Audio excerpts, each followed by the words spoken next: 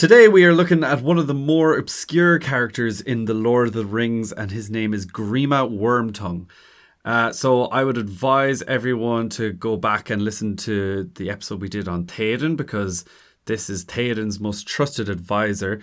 And don't worry, there won't be any spoilers in this episode, so you can still go and listen to that fantastic episode, or two-part episode on Theoden. So welcome back to the Council of Elrond, guys. I'm your host, Dave, and with me is the Grima to my Theoden, Johnny. Thank you. I do have the same skin complexion, I suppose, so well noticed. And I look very much like him in this awful camera, so hopefully we'll be fixing that soon. But most people probably aren't watching us, they're probably listening, so that's grand. Yeah, your skin looks very grey. You're like Grima Wormtongue. Grey man Wormtongue.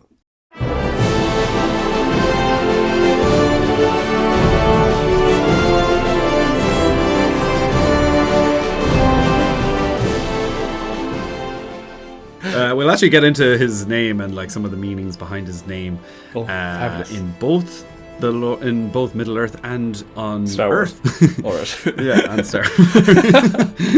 That was your second option, was it? Star Wars. Both in Middle Earth and Alderaan. Jupiter. Alderaan? Is that a planet in Star Wars? Which? Alderaan? Yeah. Alderaan. I was like, Alderaan. That's that. What's that? Alderaan, isn't that Leia's planet? Yeah, you know the planet better than me. It's not a planet anymore, so don't worry, you don't have to. It's gone. Learn about it. It's gone. So it's spread apart in Alderaan places. Anyways, so to anyone who doesn't know which character Grima is, Johnny, would you kindly explain which character he is in the movie first of all, and what race he is, where is he from, and yada yada. Give me some little bits of info. He's a Caucasian male to start off. I believe he's cis. Yes. He identifies as a man, and he is obviously in the movies. The first time we meet Grima is when the lads all arrive in Rohan, and they arrive in Edoras, and they're going in to see King Theoden, and they open the door, and Grima is there to greet them. He's the lad whispered in King Theoden's ear, saying, "Gandalf the Grey approaches my lord. He's not welcome," and all that kind of stuff. So, yeah, he's a very repulsive character, very slimy looking, and we don't like him. We don't like him very much. No. But he's a good poet. No, he is, and yeah, we'll get into a little bit of that later, because you inspired me in your fantastic Theoden episode to bring up some quotes and test your knowledge of the Grima himself. So, you've definitely said one or two of them to me before, and I've been very impressed. So I believe in that Theoden episode, I gave a bit of a Grima quote where he's speaking to Eowyn, which I think is very beautiful. And it's like, if that had been said by Aragorn or someone, or Theoden, it wouldn't have been out of place. You know, it's just such a, like, I don't know, awe-inspiring, beautiful quote that you're kind of going, Eowyn, I think you should go for him. But yeah, she doesn't in the end. Well, that's it. It's his words of poison that are manipulative. And yes, again, we'll get into it. But yeah, we just perfectly described, well, you perfectly described Grima as we first see him in the movie. And of course, in Peter Jackson's movie, he's portrayed by the amazing actor Brad Dourif. And Johnny, do you know any interesting fun facts about Brad, or any scenes in the movies that I'll give you a hint? Where? I like that hint. I do know what you mean. Sorry, I thought when you went where, I was very like baby crying. I was like, did he imitate a baby at one point? No, he has the. I know what you mean. What you mean now. Baby. He has the ability to cry on cue. Yes, he does indeed, and because of this ability, Peter Jackson actually wrote this into the movie. So I don't think that was intentional. It wasn't just like, oh, can you cry? And can I say the moment when he cries? Yes, yeah, of course. Go ahead.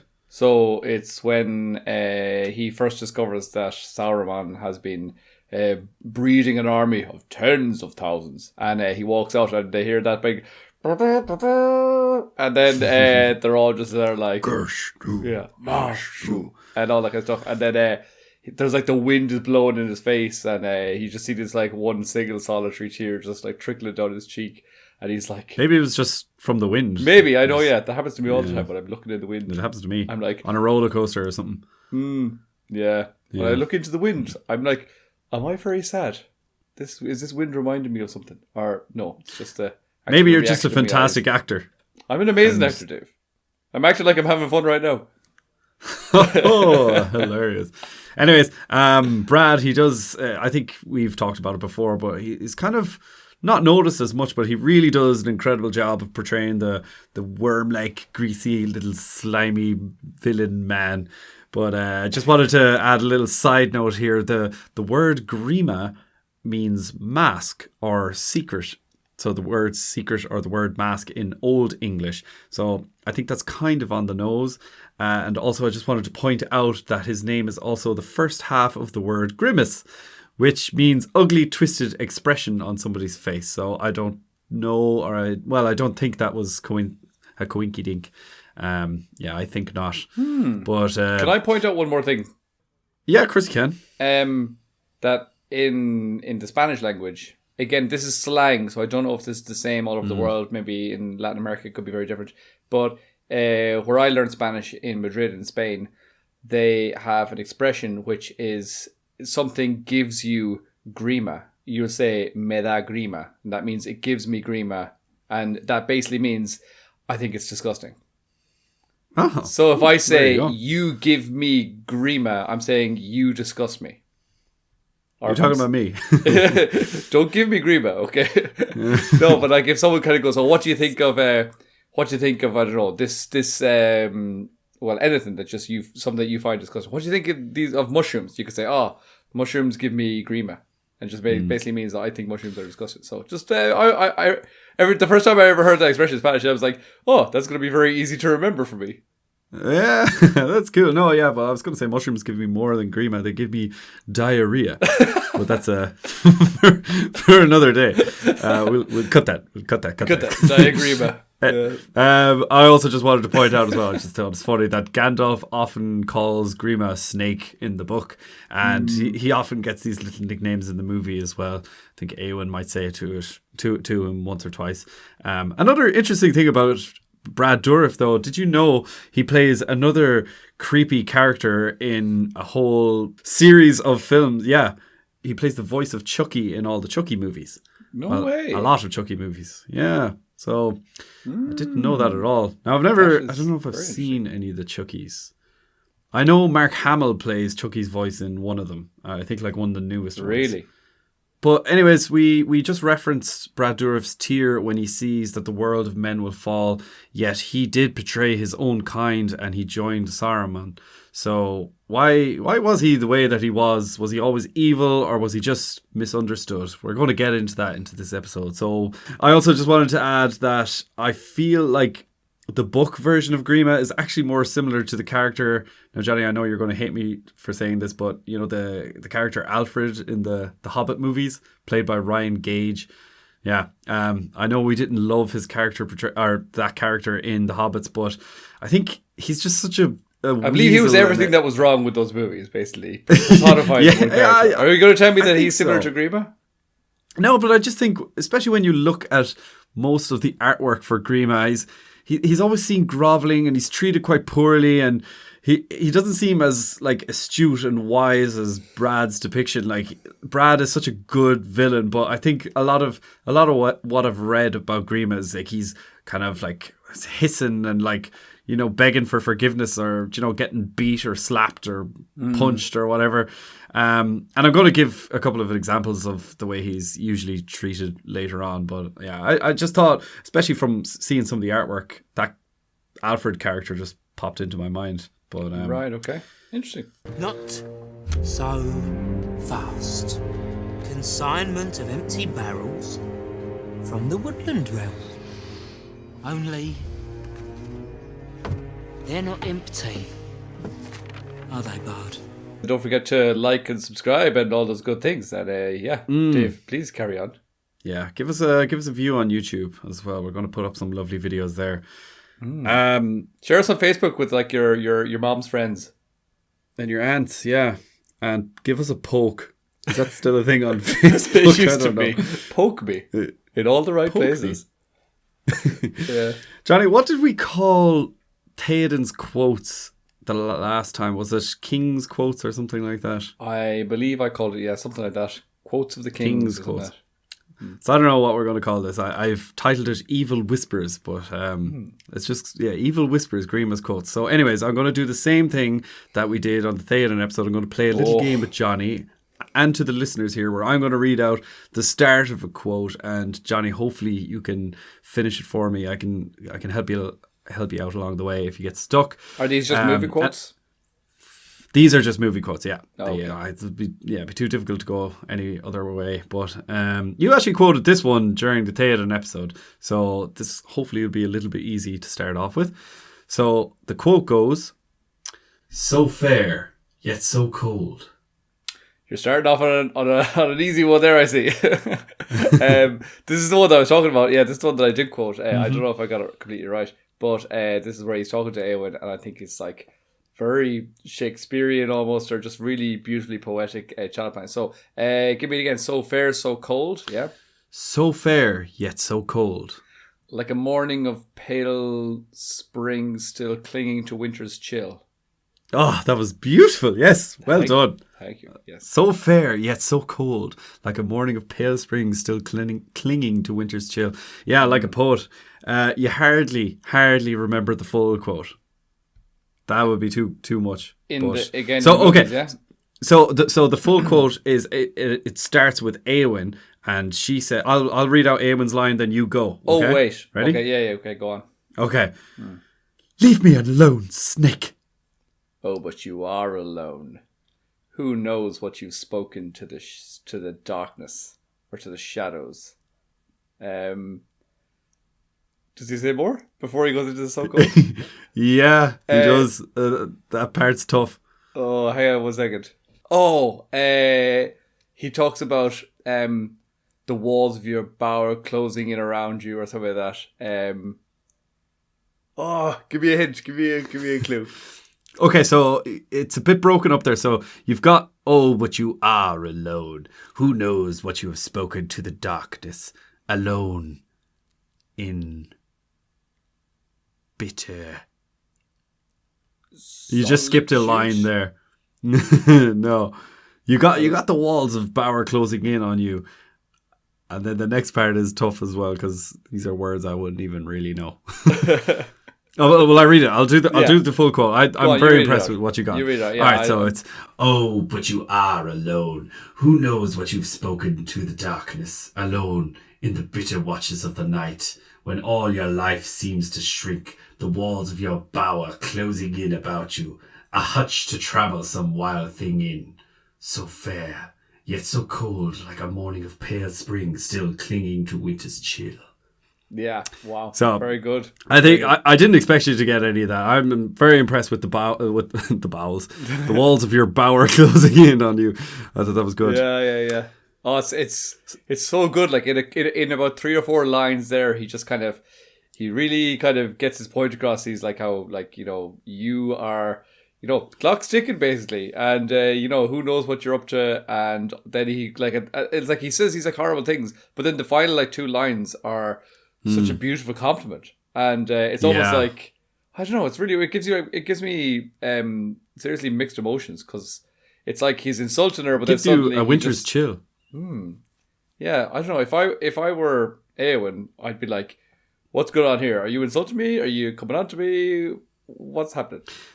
I think as well, just the way that scene is shot as well.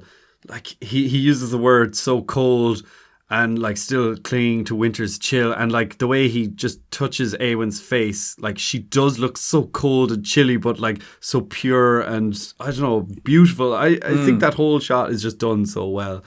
Yeah, well, as I said, you started off with a hard one there. Yeah, well, look, they're only going to get harder. That's what she said. Well, like to be fair, he doesn't have an awful lot of lines, but I just know that's one of your favorite ones, the start of it anyway, or the end of it. Yeah. Anyways, I wanted to get into Mr. Wormtongue's early life, and yes, so I want to talk about like what he is before we're introduced to him in Lord of the Rings. Where do you think he was from, Johnny, or can you guess anything about his early life? You like, we do get some man hints. Of Rohan. That's what Theoden says to him. So we know that he was once a man of Rohan. and I don't know anything else. I don't know anything about Grima, really, to be quite honest. Like, as in, obviously, there's probably some parts of it that are mentioned in the books, but I just, like, you know, would have read and have now since forgotten. But I'm assuming he was just a normal, I don't know, king's counselor kind of thing. And maybe he obviously has some sort of a link with Saruman, so maybe he and Saruman, like, I don't know. He thought that they were maybe becoming friends. Obviously, Saruman tricked him and knew that he could, like, get some use out of Grima. He knew that maybe he could use him to control Theoden, and then he wormed his way in. He worm-tongued his way in, and basically, obviously, through Saruman's help, he worked his way up and finally became the king's counselor. But this is all just, I don't know. I'm making this up because I don't really know. So yeah, well, enlighten us. No. Like, I wanted to just basically pull some theory out of you, because considering his early life, we don't really know that much. So I just wanted to hear what you were going to ramble on about. I just was curious if you were going to go, well, I know he comes from Gondor. No, I could tell you that his name is Grima, son of Galmod, and he was born in Rohan sometime in the Third Age, of course. And in the movie, there is a hint that he is a man of Rohan. You have just shouted it out there. Theoden says, "You were once a man of Rohan," but that's actually an extended edition scene in The Return of the King, so some people might not have heard that. But he also drops a few hints when, like we spoke about earlier, he sheds a tear when Saruman says, "The land will be stained with the blood of Rohan. There will be no dawn for men."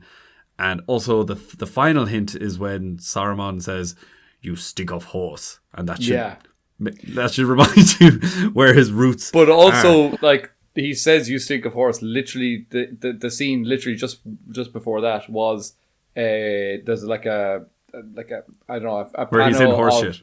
No. There's the camera swings around of Isengard, and you can see him flying up through the gate on horseback. So you see him on the horse, and then it's like literally cuts to the next scene. And he's there having a chat. He's like, "You stink of horse." I love that. It's just it's like such an unexpected thing to include in it, but it's great. It's so, like, I don't know, it's quite real. It's like, that's what you would say. Just, would you ever go and have a shower, man? You're absolutely rank. Yeah, it's true, and I just feel like Grima has no counter to that at all. He just kind of, like, lurks back into the shadow. He's like, "Oh, sorry." Yeah. But anyways, let's have a little look at the character himself. So Grima, Tolkien describes him as a wizened figure of a man, not wizened. Well, yeah, she does call him wise. He says, "A wizened figure of a man with a pale, wise face and heavy-lidded eyes and a long, pale tongue." Though he was born in Rohan, his appearances suggest that perhaps he might be a descendant of the Dunlendings, just because he's got that black hair, you know, the pale face. You know, it doesn't really look like any of the Rohirrim, and Peter Jackson does a good job in the movies to kind of distinguish them, even though I think it's more of a theory than anywhere saying that he could be a descendant of the Dunlendings. It's also... It's not known if Saruman turned Grima to darkness or if it was Grima's own wickedness that led him to Saruman. But Grima was widely disliked in Edoras, as Before you move imagine. on, Dave, you should probably explain to our listeners what a Dunlending is. Oh, would you care to do the honours? No. Dunlendings, they're the wild men, so they're the crazy men that believe that the Rohirrim have taken their land, and they're kind of an enemy of Rohan. There's a great area of Rohan that has been kind of taken from the Dunlendings, and we see them in the movies. Is it an extended edition? I'm not really sure. I don't think so. Yeah, where he's actually, like, talking to the men, and he's like, "They took your lands," and then the men are like, "Murderers!" So that's the depiction of the wild men. It's where you get to see Saruman being a little bit of a politician. Yeah, and so these are the men. They're like evil, well, kind of evil men. They're wicked in the movie, anyways. And it's thought amongst some people that Grima could be a descendant of one of these guys, which means that he technically could be kind of an enemy to Rohan, but secretly. So, you know. Do you know what? If that is an extended scene, which it actually may well be, there's definitely one scene where one of the leaders of the Dunlendings comes in and swears that they'll fight for Saruman. And Saruman's like, swear it. And he takes out the knife and he cuts his hand. He says, we will die for Saruman. And then Saruman has this like very creepy smile. So he's one of the Dunlendings. And but they're like big, strong men. They kind of look like, I don't know, Vikings or something. And Grime is just kind of the warriors. Yeah, I suppose. Grime, what would he be? He'd be a squire. A hunter-gatherer. Well, I just want to lay down a few more facts that we know of Grima from the book. I just mentioned there a minute ago that he was widely disliked in Edoras, and everyone except for Theoden called him Wormtongue. So Wormtongue, obviously, well, not obviously, but it's not actually his name. His name is Grima, son of Wasn't it Grima? Maybe I'm mistaken, but I'm pretty sure I remember reading Grima the Wormtongue. O'Connor. I don't know about that. Grima O'Connor, Grima the Wormtongue. Now I haven't heard that. I'm pretty sure. I would go on to say I'm 90% sure, but then there's 10% chance that I've read. It says that somewhere in the book. That it says that definitely in the chapter where they are meeting him in Edoras for like the first time, and it says something. I think it might be Gandalf that says. Grima the Wormtongue or something like that. Possibly. Like they call him Wormtongue. So if they were to call him the Wormtongue, or I don't know how often Grima Wormtongue is mentioned in the books, but you're absolutely right. It could be Grima the Wormtongue, or just the Wormtongue, or the worm, or the snake, or whatever. Yeah, because it feels like Wormtongue almost seemed like it could be a name, but the Wormtongue is definitely like a title that they've given to him. Like it's like a fake title. Yeah, and it's probably it's most likely because of how he made his way to being Theoden's highest counselor, because like people probably said like he wormed his way in there and he tongued who he had to tongue. Well, I don't know about that one, but he shifted Theoden. But it was actually in the King's Hall Meduseld where he slowly poisoned the king with words and literal poisons as well. And this is where King Theoden deteriorated rapidly over the years. Grima then started to rise in power over Theoden and whispered evil words of deceit and political mastery into his ears. I'd also like to say that it's likely that Saruman casted some sort of spell on Theoden, and that's what it looks like in the movie. But I think it's more hinted at that he required Grima to feed him physical poisons as well, to maybe strengthen the weak spell to use as Theoden as Saruman's puppet, and basically so Saruman could rule Rohan. And the knock-on effect also, it affected not just. Sorry, what was I going to say? The knock-on effect divided and weakened Rohan massively as a kingdom, but Theoden wasn't the only one to be affected by these poisons. Do you know who else could have been affected? Oh, sorry, who else could have been affected by the poisons? The physical poisons, not the words you're talking about. I don't think it specifically says, but it says that there was another character that was affected during this time and was weakened. Ooh. Would it be another family member of Theoden's?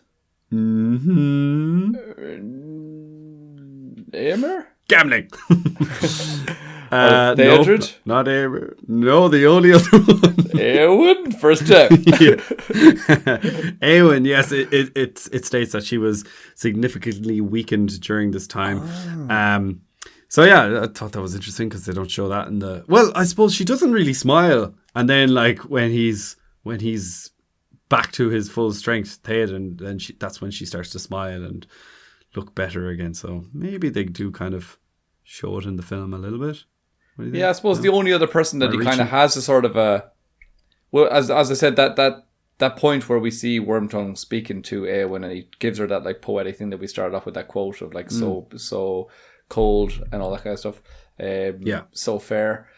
That's when he's talking to Eowyn there, that when he's being very poetic, that's the only time that we see him really trying to impose like an idea that he has on someone else. He's trying to almost like Because as I said before, when you're in that scene, I said earlier, if I were Eowyn, I wouldn't know really how to feel. I'd be like, what's going on? Am I being flirted with? Am I being insulted? I'm kind of all confused. And like, there's no other person in the whole movies, at least that we see, where he kind of has this one-to-one. Any other time he speaks to someone, it's very obvious. There's no subtext. It's just very kind of like, he's like, you see much, Eomer, too much. And it's like, he's not trying to hide anything, but when he's speaking to Eowyn that one time, he kind of does, there's a little bit of subtext going on. Yeah, you don't really know his motives in that scene, I suppose. And then she's like, your words are poison. And I suppose when she goes out and she opens the door and lets the fresh air in, she's like, ah. So I suppose...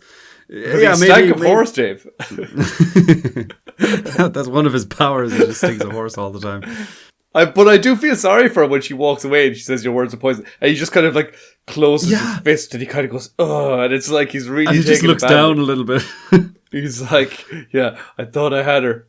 Oh. I think if you add different music to that scene, actually, that scene probably doesn't have any music in it, but if you add, do you know the way some scenes can be totally changed when you add like happy music or like scary music? Yeah, I'm not sure if some music creeps in at that point or something, but it's definitely possibly, when he creeps into the door first time and he looks in and sees Theoden dead and he goes, oh, he must have died sometime in the night. I always used to think that he killed him.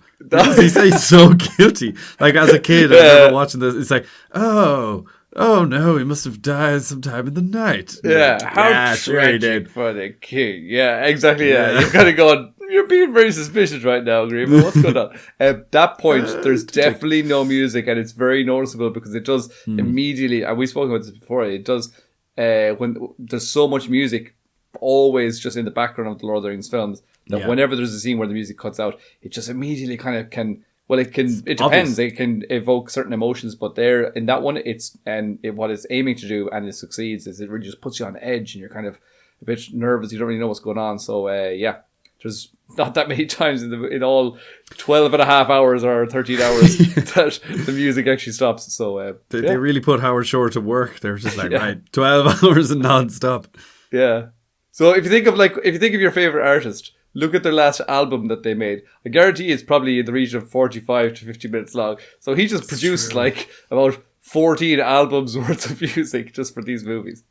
Yeah, and a lot of those songs, it's just like, a chorus, a bridge, your verses, and just repeat, repeat the same music, whereas he's constantly changing the melodies, and he's doing that with like 20 different instruments. So, yeah. We can talk all day about Howard Shore, but that's not what we're here to do today. It is not this day. So while Theoden is like all sickly and awful, obviously every command from the king basically came from Grima's own mouth, and it was always what he willed rather than what was good for Rohan. And a lot of his commands were to avoid doing anything about Saruman's orcs and Rohan, to advise against any swift action. And Grima always claimed that Saruman was a friend and ally. And he even made it illegal to hunt any orc while you were in the land of Rohan, which I thought was kind of cool. Imagine that. It'd be like a law. You're not allowed to hunt any orc. No orc hunted. They are human. Well, they are people like you. They just have these signs of like orcs crossing the road, and there's like, no hunting orcs here. like outside of school, children crossing, like orc crossing, beware. And obviously that's the reason why Eomer gets thrown into prison. Obviously in the movies we see Eomer getting banished, but in the books he gets thrown into prison because he defies Grima's no orc killing ban. And Eomer, I think we talked about it in the Theoden episode, where that's a difference from the movie. He gets banished in the movie, but in the book he's just like imprisoned. But go and listen to the Theoden episode. It's really good. So Theoden, what were his jobs? One of his like titles was First Marshal of the Mark, which basically meant he commanded the Rohirrim armies, but obviously, as he's under this curse, there was no acting First Marshal, so the duties fell with both his son and nephew, Theodred and Eomer. They kind of had to split the roles. So they were second and third marshals. Yes, but I suppose they were kind of acting, they were doing what the First Marshal would have done. They would have commanded the Rohirrim armies, but there was discourse amongst Rohan. And Wormtongue actually tried to turn the two princes against each other through rumours and lies, but unfortunately for him, he failed, as these two cousins were stout at heart and they were like brothers, and they shared a vision of the glories of Rohan, and they could never be separated. They were best buds. They were best buds. They're kind of like melon heads, if you will. There were two melon heads in a pod. So instead of that, he managed to poison the mind of Theoden in making him think that his nephew Aemir was power hungry and wanted to usurp the king, which was obviously untrue. So bad luck to Grima. You can see he's trying to like lay all these plots in different people's minds. He's trying all the angles, Yeah, it just wasn't working for him. But talking about Grima's motives, like what were his motives, Johnny? Like why did he poison Theoden? Like what was in it for him? And there's no wrong answers here. There's no there wrong are answers. certainly wrong answers, and I'm going to find them. Well, first of all, we should say that in the books, if I remember correctly, it was actually Grima was like doing a lot of the heavy lifting, and it wasn't just Saruman that was like completely controlling Theoden through Grima. And like, for example, when the movies, when we see Gandalf arrive at Edoras, and he goes into Meduseld, and he banishes or he exorcises Saruman from Theoden when Theoden's like really old and feeble and whatever. And we see that scene of like he kind of finally like casts out Saruman, and Saruman's thrown back in his chamber and all that kind of stuff, and he's kind of like all his like bruises and like cuts on his head. I think that's very much Peter Jackson's idea to say like, oh, it's all Saruman, and Grime is just kind of tagging along and maybe just reporting and kind of a scout or like a spy for Saruman. But I think in the books it was actually mainly Grima that was doing like, he was poisoning him maybe physically, as we spoke about, and he was also poisoning his mind with his words. And I mean, I think we didn't give him enough credit in the movies as like what he was actually up to. He was a real rapscallion and a real mischievous bastard. He's the most devious bastard in New York City. You really are the most devious bastard in New York City. So, but anyway, as to his motives, we know that when Theoden comes back and Gandalf releases him from the spell and all that kind of stuff, that Theoden wants to grab his sword and all that, whatever, and we realised that Grima actually had taken his sword and had this sort of chest, and he'd like in this chest in his room, he had that sword, he had all these different keepsakes and little trinkets and stuff, and just things that were valuable that maybe he'd been kind of stealing. But he wasn't actually stealing them because he was kind of convincing the king, like, oh, you need me to safeguard that sword, don't you, my liege? And the king's just like, yes, Grima, thank you, and all this. It's like when we're talking to Granny and we're like, you were trying to give me 20 euros there, weren't you now? And she's like, oh, maybe I was. And, like, yes, okay, yeah. Poor Granny. Just to our listeners, that's a joke. We don't do that to our grandmother, who's just turned 95. Oh, yes, she did indeed. Great year. Almost as old as I am. She's almost as old. She's catching up on Bilbo. Fair play to her. Yeah, she is. 11-1 she will be soon. No, yeah, that's definitely... I would have put that as one of his motives. I think he's got lots of motives going on, and definitely stealing some trinkets from the king, or just like rising to power in Rohan could be a motive, I believe. I feel like you had another one there. Being King's Council, being up that high, like that's one of the highest positions in the whole thing. He's obviously, and then also because the king's basically out of action, he's making the laws, and he's just like, every second Thursday of the month shall be give all your chocolate to Grima Day, and that's just that's the way it is. And so like he's just making the law, and he's doing whatever he wants to do. And as you said, like he's there clearly making laws that are like no killing of orcs, which no hunting orc. Yeah, stupid. Yeah. No touching of the hair or face. I wouldn't want to touch his hair or face. I think maybe he wanted to get power so that he could potentially hook up with Eowyn. I think he was in love with Eowyn. I don't know. Are any of these nearly right? Well, no. Well, you're smack you're smack bang on one of them anyways. One thing that Saruman actually promised Grima was Éowyn. So he promised him Éowyn after the War of the Ring ended. Now, obviously, Saruman, we'll get it. pig. We'll get into why this obviously, we never would know if Saruman was telling the truth or not. But in the movie, we see Éomer saying, "Too long have you watched my sister. Too long have you haunted her steps." But in fact, in the book, it was Theoden's son and heir, who accused Grima of following and spying on Éowyn. But that is one of the motives of Grima, is that he thought that Éowyn would be his after the war. There is another one, but this one's more of kind of a fan theory. But we kind of touched on it earlier. What do we say that Grima's possible ancestry could be? Dunlending, so that maybe he could claim kingship of Dunland or something like that. Well, kind of. I think this would be more of like a racist angle. So if Grima was in fact if he was a descendant from the Dunlendings, there's no doubt in my mind that Saruman would have known this too. And what's Saruman's best power? His voice. Yeah, persuasion. And I think he would definitely have poisoned Grima's mind and made him discover his inherent hatred of Rohan. And being a man from Rohan, but imagine being an Irish man or an English man, and someone whispering into your ear, "You're actually Irish," and you're like, "Oh." I'm only messing. I love English people. I don't want anyone to think that the wrong way. But you know what I mean. He could have bent his will against Rohan, even though he kind of is a man of Rohan. Or maybe Saruman was just like, "Hey, you look like a Dunlending. You are a Dunlending. You hate Rohan."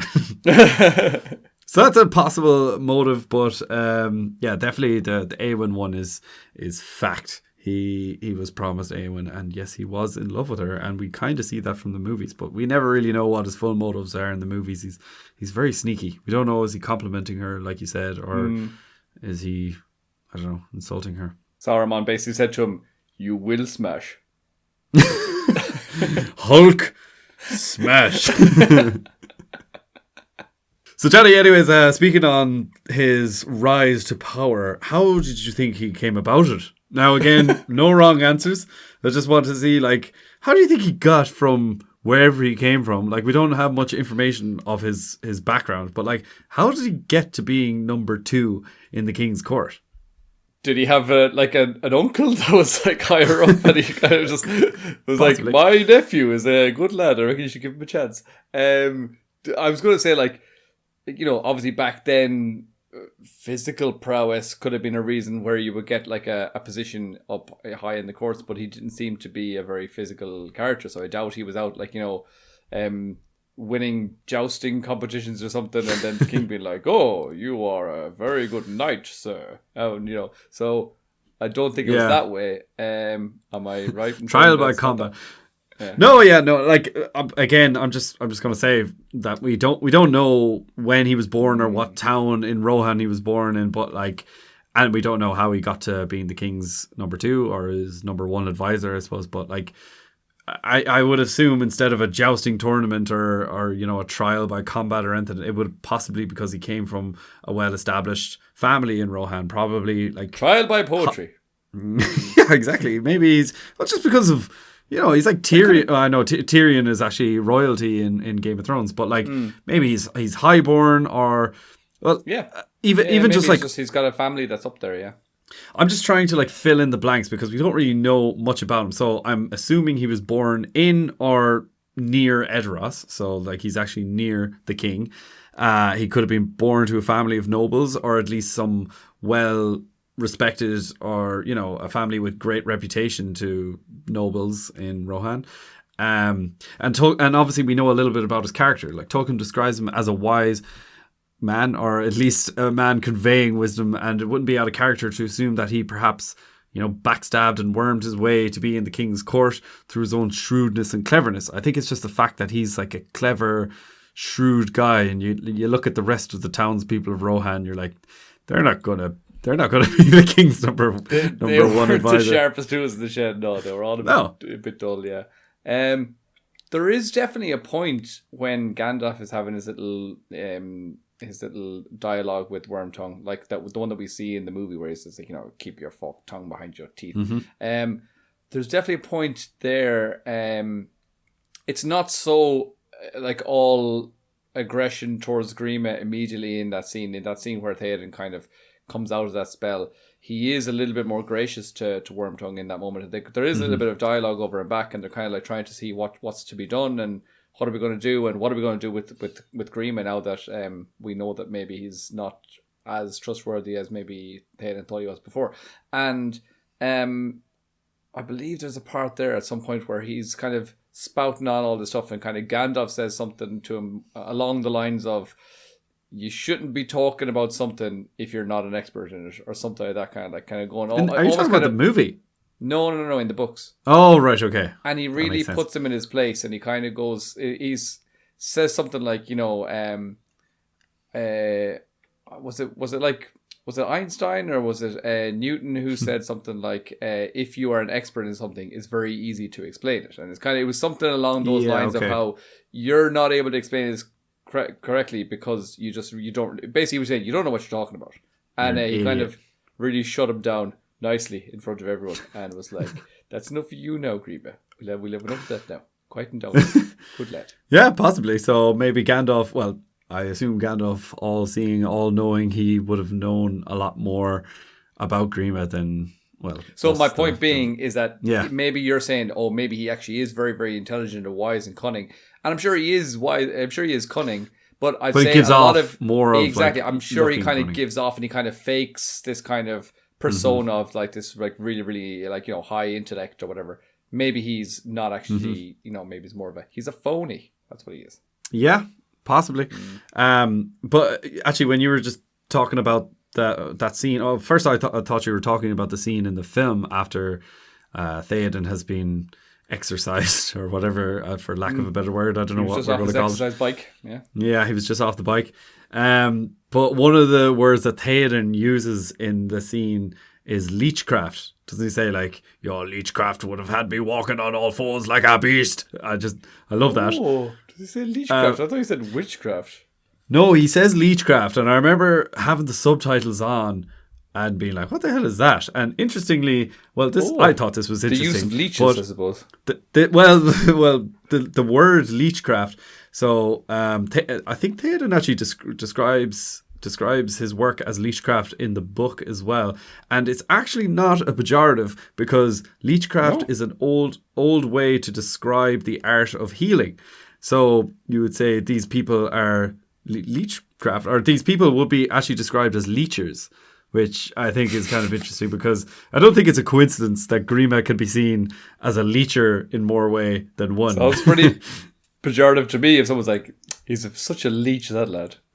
Yeah, well, a leecher. Sounds like the French version. The leecher leeches from the lychee, and that is it. And they leech for a cup of leche. Anyways. Pass that to me because I cannot leech. Oh, stop. You're really leeching now. Anyways, we're going to move on. We're going to do another one of Grima's quotes, Evil Whispers. Ooh. So this is where I'm going to give you part of a quote and you're going to finish it for me. Take two. This one is actually going to be Theoden. So I'm going to give you Theoden's quote and you can follow it with Grima's. So the quote is, "Why should I welcome you, Gandalf Stormcrow?" A just question, my liege. Do you want more? Yes. The next line. "Late is the hour at which this conjurer chooses to appear. Lat spell I name him. Ill news is an ill guest." Oh, brilliant. Well done. Well done. Thank you. Well done. That was perfect. Word for word. Absolutely brilliant. Okay, so 100% on that. I'll give you one more and then we can move on. So this one... I used all of my energy to get that one. I know. This one might be a little bit more tricky because, I don't know, do you pay as much attention to this one when you're watching the movies? Oh, I do, David. Okay, so this one is... I'll do the action as well. Hang on, I need a tissue. Right. If anyone's watching, check it out. His cloth was poor, and yet he bore a strange ring. Oh wow! I like the tissue. That's very, very good. He bore a strange ring. 2 serpents, one with emerald eye. No, one. 2 serpents, one devouring the other. I can't remember the order. One with emerald eyes. No, emerald eyes. Emerald Isles. That's Ireland, in case anyone doesn't know. I'll get it. No. I'll just 2 set you serpents. straight with the start because you're getting confused. So Sure. the start would be 2 serpents with emerald eyes. 2 serpents with emerald eyes. One devouring, the other crowned in golden leaves. So close. Golden thorns? Golden sickles? I feel like you were just like guessing a sentence like Michael Scott. You're like, sometimes I don't even know where my sentence will end up. But I was getting it all right. You got the entire thing right. Yeah. Sometimes I'll start a sentence, and I don't even know where it's going. I just hope I find it along the way. Like an improv conversation. Improvisation. Hey, so- two just serpents got the with last one. emerald eyes, one devouring, the other crowned in is it golden? Yes, with golden. With golden. What the hell is he crowned with golden what? Showers. So, his cloth was poor, and yet he bore a strange ring. 2 serpents with emerald eyes, one devouring, the other crowned with golden flowers. Flowers. Miley Cyrus, of course. Golden. Silly man. Symbol moon. That smells nice. Symbol Moona. Also, I just wanted to add a little fun fact about Brad Dourif here, just to keep the episode light. You know, that's how we do it here on the Melonheads. So, Brad Dourif, he's a method actor, which isn't surprising. But anyways, and he kept in character throughout the entire filming. And once filming was done, he started using his own real American accent. And the cast didn't actually believe that he wasn't English. In fact, Bernard Hill accused him of, quote, having the worst American accent that he's ever heard. Was that true? I think I believe I heard something similar to that for Hugh Laurie when he was used to be recording For House? Yeah. Really? Not that maybe it wasn't the cast. Maybe I think it was that when he went in to do the interview for it, that the directors and whoever was there, that the casting he crew. was well known. Was he not well known before House? No, he was well known in England because he did lots of. Yeah, I suppose, yeah. Like was it Fry and Laurie? Blackadder. Did Blackadder as well, like, so. Yeah, he did a smaller part in Blackadder, I suppose. Well, Yeah, but I suppose yes, you and I Blackadder, would know him. He did. I can't remember. Was it just called a bit of Fry and Laurie or something like that? I can't remember what he was with him and Stephen Fry. Yeah, he was well known in England, I suppose, but he was known as like a kind of a comedy actor. And then I can't remember where I heard this, but I think he went in and maybe the casting directors didn't realize that he was British because they thought his American accent was so convincing. So Really? Yeah, because anytime I see a clip of House, like, I know you watched House and I only seen like scenes, but I find his accent so jarring in it because I'm so used to hearing his regular accent. But then again, every time I see, what's the guy's name? The guy that plays Bilbo, Martin Freeman. Every time I see him in like a Marvel movie, I'm so like, oh my God, his American accent is great. Oh yeah, he is English. Yeah, I he's suppose, British, yeah. Yeah, He's British, I find his think American accent a bit strange. It is a bit strange. It is a bit weird, but I mean, Yeah. it's not. It's not the worst thing ever. It's definitely doesn't take you out of it, but it's not like watching, I don't know, Julia Roberts trying to put on an Irish accent or something. But anyways, less of that. Let's get into some of the book changes of the character of Grima. So I just wanted to add some detail to something that we talked about during the Theoden episode. So we discussed this before, but one major change is that Theoden absolutely did not try to kill Grima. That is a huge change in the film, and you might not think it until you actually read the book or until you listen to the Council of Elrond podcast. Once Theoden was healed by Gandalf the Wizard, also retrieved a bunch of Theoden's possessions that Grima had stolen and stashed in a chest in his house. I assume it was his home. This included Theoden's sword. Johnny, I know you quizzed me on it the last time, so what's Theoden's sword called? The Herogrim? Yes. So Theoden, he certainly, like I said, he didn't try to kill Grima, and in fact he gave him an ultimatum. An ultimatum. The ultimatum was to join Rohan in battle or face exile. He was also given a horse. And we know, of course, that he chose exile. Grima knew that he had no allies left in Rohan. However, Grima did try to just like worm his way back in. He was like, how about I stay here and I look after all your stuff? I look after all the food in the fridge. That's basically what he said to him. And then they were like, no. But he did like try. Nice try. Yeah, like he was still trying to get away with stuff even after like he was released from the spell. So as I said, like the movie was very kind of just cut and dry. It's like, oh, you've been released from your spell. It was Saruman, that bastard, and now let's kill Grima because he was in on it as well. So it wasn't so. Yeah. I do find that scene a little bit funny actually, where Aragorn does put out his hand. And Grima, like you kind of think he's built his way to being the number 2 in Rohan. You think he'd try to wiggle his way out of it using words or something, but he just spits on Aragorn's hand and cuts ties completely. And he's just like, I am now completely banished forthwith from the land of Rohan. He just cuts all ties. Like, I don't even really think that I've ever like gave it that much consideration because I'm always just like, oh, it's so gross. He just like hawks a dirty greener on Aragorn's hand after Aragorn had just saved his life. Like, What do you think Aragorn hated more, getting spat on or eating Eowyn's stew? Well, I was just thinking there that Brad Dourif, as you said, he's a method actor, so he definitely was spitting on Viggo's hand. Like. Do you think that whole scene, he's just like... Oh, rolling down those steps gave me a lot of phlegm in my throat.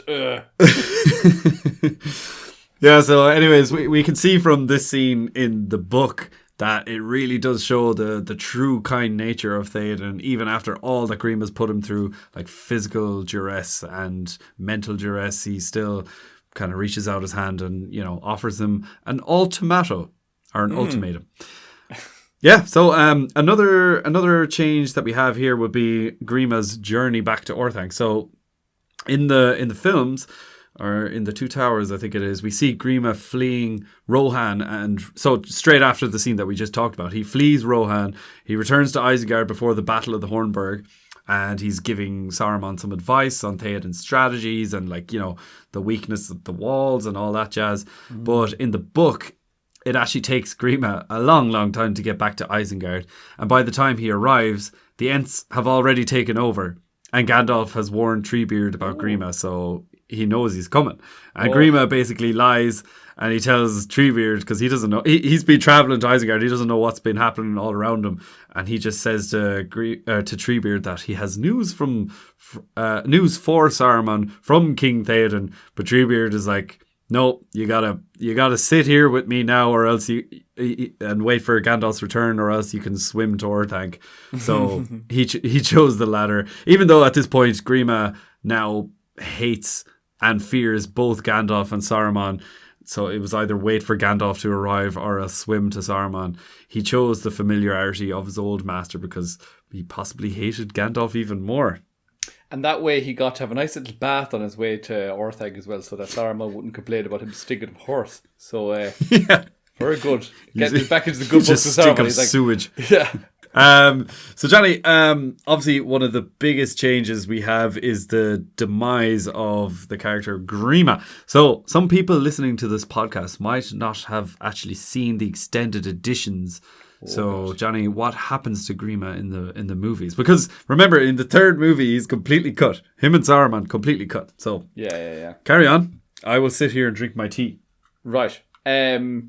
For the very, very few of you, I assume, who have not seen the extended editions. You'd be surprised. Well, yeah, no, I suppose that is true. Yeah. I just can't fathom it at this point. But I know. because they're just such an integral part. Anyway, if you haven't seen them, please do yourself a favour. Go out and watch the extended editions. They will change your life. So in the third movie, in the extended scene, we get to see the demise of Saruman, but then also at the same time we get to see Grima's death. So the two lads, well, Saruman stands up on the pinnacle of Orthanc, and he's having a bit of dialogue with King Theoden and Gandalf and Aragorn and all of them. And they're trying to persuade him to come down and to basically give up some information. And then Grima appears from behind, and Theoden says to him, you know, you were once a man of Rohan, and he tries to that's where we really get to see Theoden in the movie, I suppose, being as gracious as he is in the books. And he says, you know, come down and, you know, basically come back to me and all that kind of stuff. And Grima is like, come back to me. I'd say my name is best. So anyway, he says something I can't remember. Well, I can't remember. That's a lie. So he says, so he's there kind of hiding behind Saruman's shoulder, and then Theoden says to him, come down, be free of him. And then he's like, okay, and he kind of starts to bow to Theoden, and Saruman is like, free? He will never be free. And then basically he slaps Grima, and Grima gets all pissed off, pulls out a knife, and stabs Saruman in the back. And then while he's stabbing him, Legolas pulls out his bow and shoots an arrow into his heart, and that's the end of Grima. He just serious shot from Legolas as well. He's like literally holding Saruman like one would hold a human shield, I suppose, and then he still manages to get him in the heart with his arrow, and he's about a good 500 meters away. I always think as well in that scene, there's hardly any arrow left. It looks like it goes so deep into him. Do you know, those arrows are long, man. It's like that little arrow sticking out. It's only a tiny little end of it. I'm like, oh my God. It looks like a mini arrow. Yeah, that's right. Yeah. No, but thank you. That was perfect. I didn't think you would like recite the entire scene, but I cut out the part where he says, get back. And he like smacks him with the back of his knuckles. Again, I always thought like Saruman mumbled there, and he basically said like get out of the tower or something. And he kind of goes like, get out, and hits him. I never got it until the subtitles. Yeah, I know, and I was like, what the hell is that? Sounds delicious. But anyways, curry. Yeah, you're absolutely right. Now, that scene does kind of take place in the books, but like it doesn't end the same way. In the book, we've talked about it before. We've actually talked about it in our Saruman episode, I think it is. Or Scouring of the Shire? I think it's the Saruman episode where we talk about how Grima basically chucks the Palantir at in that episode. Or that yes. I think he chucks. We don't really know who he chucks the Palantir at. It's either Saruman or Gandalf. Like I said before, he hated and feared both the wizards, and he couldn't really decide who to throw it at. So he threw it at neither of them. He missed them both. The stone drops and cracks a step to the tower, and Saruman basically beats him like a little worm. And this, of course, eventually leads to Pippin finding the Palantir, Sauron thinking that Pippin has the ring, and eventually Aragorn revealing himself to Saruman and prompting him to empty the lands to ease safer passage for Frodo. Thank you, Grima, I guess, for chucking the Palantir putting all the works in motion. Yeah, like I guess without that Palantir, none of that would have happened, you know? Like, he really could have found another object to chuck at Saruman. It was the MVP that wasn't, in the end. Yeah, it was like something that wasn't. It wasn't a direct link to Sauron. Yeah, exactly. Yeah.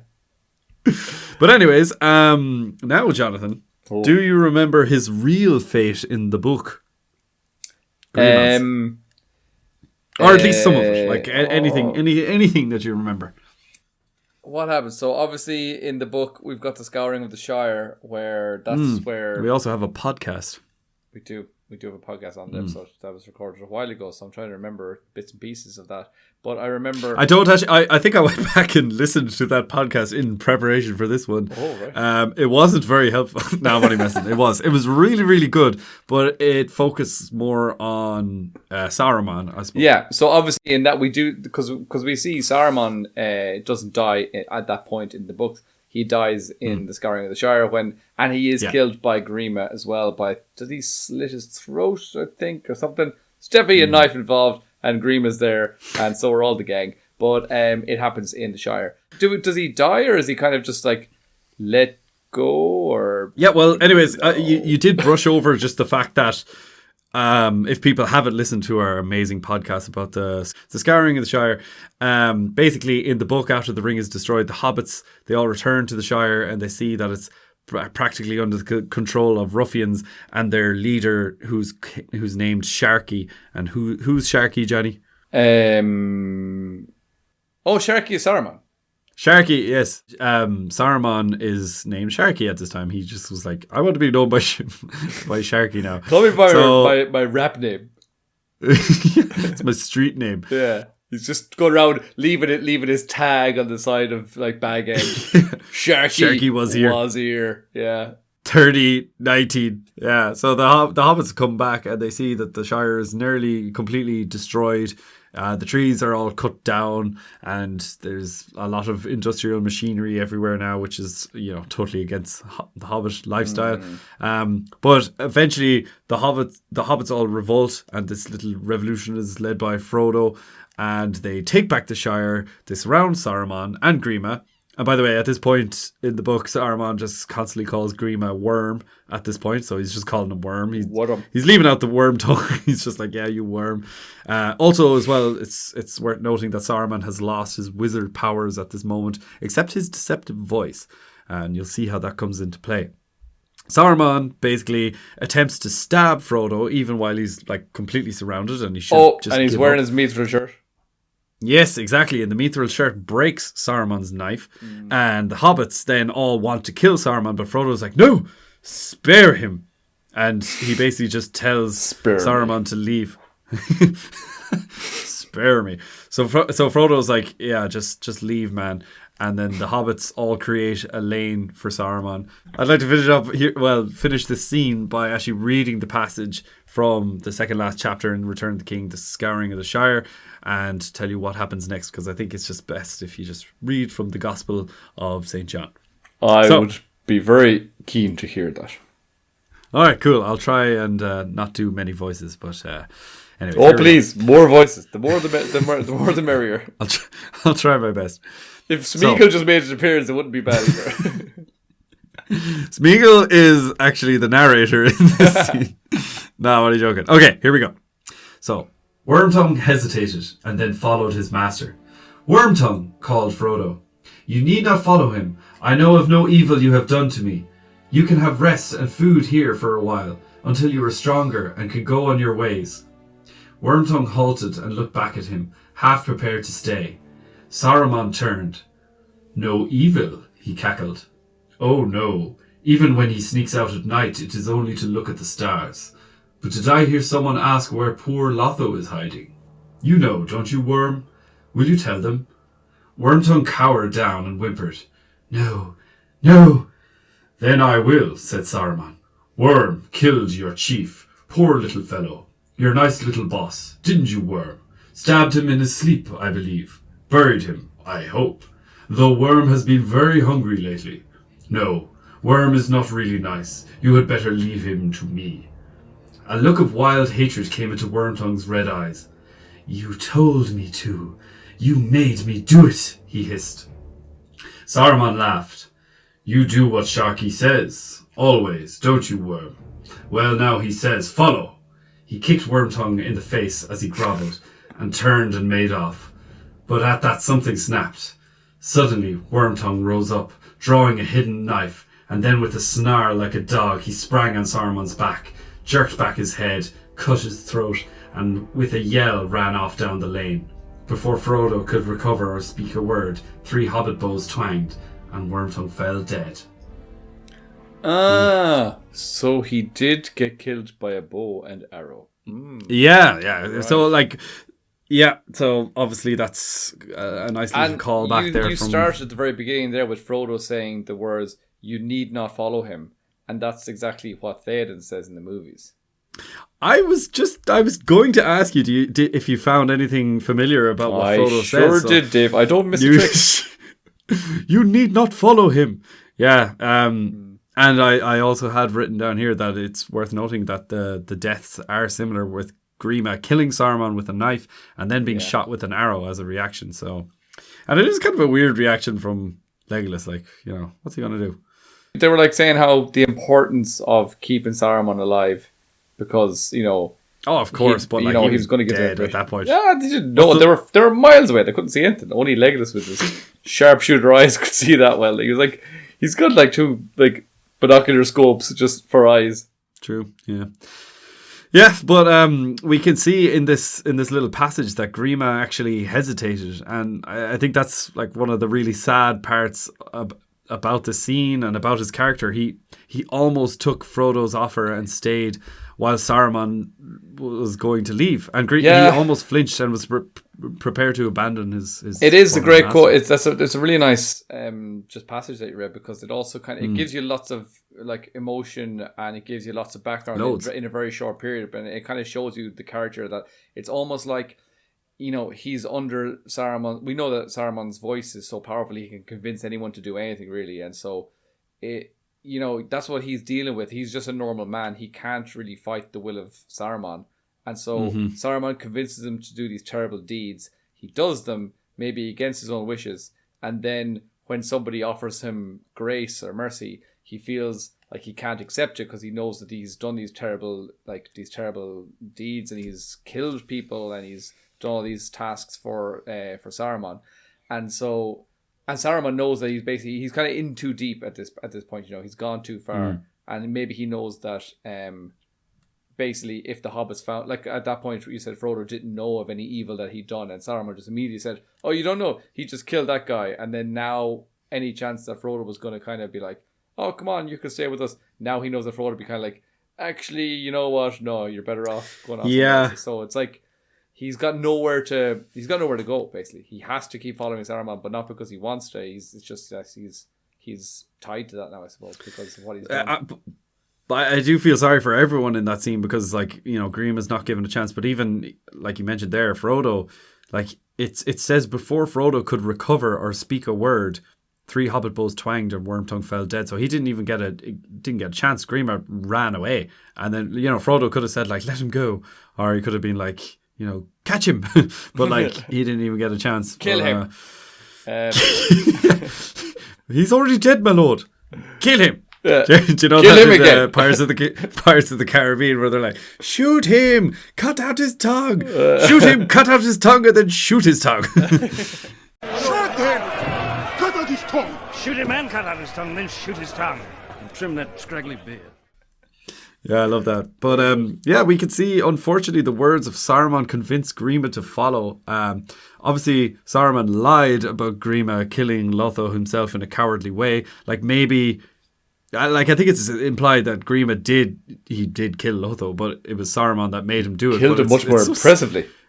It's so sneaky, though, that Saruman, like, basically says that I hope he buried him, because Grima has been very hungry lately. He's kind of hinting that he ate Lotho, which is horrible, and that's what I suppose that's kind of what made it was too much for Grima. This made him snap, and he killed his former master, and thus was shot himself. And there lies Grima. That's the end of his tale. So that's a big change from the passes book. Grima, son of Lima. But that is not the end of our podcast, ladies and gentlemen, because we do learn a smidgen more. Now, it's only smidgen. I won't keep you too long. We do learn a little bit more of his character during the War of the Ring. Oh, good. But not only this, we learn a great deal more about Saruman's character in this little bit that I'm going to tell you about here. So, we've all heard of the book Unfinished Tales. Not all of us have read it. That's okay. I forgive you.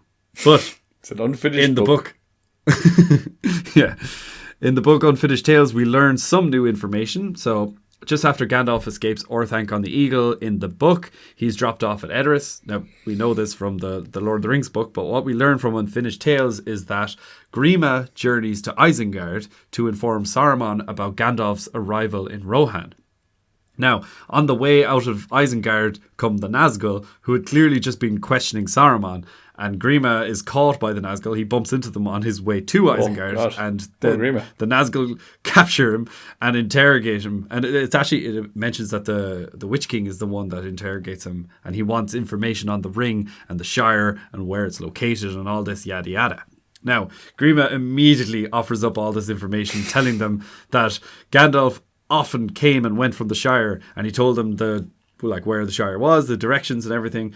But the interesting thing here that we learn about Saruman's character is that Saruman clearly misled the Nazgul, telling them that Gandalf and Gandalf alone knew the whereabouts of the ring.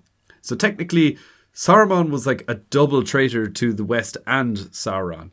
Now, Grima was a double traitor to both also. He betrayed both Theoden and Saruman in this moment by giving up this information. Just gotta look out for number 1. Yeah. Oh, well, it's number 2 in Rohan. the second best in Rohan. But the Nazgul released Grima knowing that he wouldn't tell Saruman what information he gave up. And they were right, as Grima never mentioned his encounter with the Nazgul to Saruman. Thus, Saruman never knew that the Nazgul were aware of his own treachery and half-truths. So I think that's such a massive just like dump of information. It's like, oh, you know, from especially the film and the book as well, you kind of just think that Saruman was all kind of bowing to the master Sauron, just like he's totally on his side, but he was giving half-truths. And I thought that's really interesting that he doesn't specifically say that it was a halfling that has the ring. He's saying like Gandalf has it. He knows the whereabouts of the ring and he alone knows it. I don't know. I think it says a lot about his... Yeah, oh no, I was never kind of... I'm trying to think now why, but I think is there not another mention in the movie at another point that makes it more clear that Saruman's clearly kind of begrudgingly sort of going along with Sauron, but his ultimate goal would be like, oh, I want to see if I can find a way to actually, make myself number 1. Yeah, absolutely. Like he does say in the film as well that there's no hope, and he's like, we must join with him, Gandalf. He's just kind of saying that's the only way. But it doesn't show any of his like double crossing. Like I feel like he's been watched the whole time. I just think it's really interesting how he doesn't lie to the Nazgul, but he doesn't tell the whole truth to the Witch King and his bunch of lads. I just like the idea of the Nazgul just like roaming around Middle-earth, just interrogating people, and I'd love to as a TV show just be like, weekly travels of the Nazgul, and they're like, who are they going to like frighten the bejesus out of today? Yeah, no, I was literally just thinking the same thing. Like, how cool would it be, or if it was a TV show about something else, but like every so often you hear about like the Nazgul crossing the border and coming into this land, or maybe they make an appearance at the end of some episode. I just think it'd be pretty cool. Yeah, and by the way, we need to get a Nazgul episode going about someday. But anyways, to sum up, poor Grima, he played his part in the War of the Ring, but he did, of course, come to his end in lands far away from his own, unloved by anyone, and after suffering mental and physical abuse for many years. Poor Wormtongue was definitely a different type of villain in Tolkien's works, but he really adds an interesting and realistic element to the political warfare in Rohan. And that is why I really wanted to get into his character, because he is very cool. He's kind of a grey character, but also very realistic. And, I think you would agree. I would agree wholeheartedly. And he is an interesting character. And again, just like as I said, that quote, the one that I gave earlier of him when he's with Éowyn, it always, and then obviously Éowyn saying that your words are poison and walking away from him. And we see that he's almost kind of devastated at the rejection of that moment. And it kind of brings back to sort of the human side of him as well, that he's just a single man out trying to find love in the world, He fell in love with the wrong person because he fell in love with Saruman. And then He's like, want to know how I got the name Wormtongue? quick, turn out It's on the his Tinder lights. profile. Why do you lay these troubles on an already troubled mind? Can you not see? Your uncle is wearied by your malcontent, your warmongering. Well, on that bombshell, guys, I think we shall end the episode there. So thank you very much for listening to another episode of the Council of Elrond. Please let us know if you like these episodes, or if you'd like us to do another deep dive into another character of your particular choosing. We've had such a blast as usual on this show, and I had such a blast looking at this character because I think he's a really interesting one. But yeah, get us on any of our socials mentioned in the info section, and give us a like and give us all your love and a poke on Facebook as well. If that's still a thing, give us a poke. Especially a poke. Yeah. But until next time, guys, goodbye. Ciao.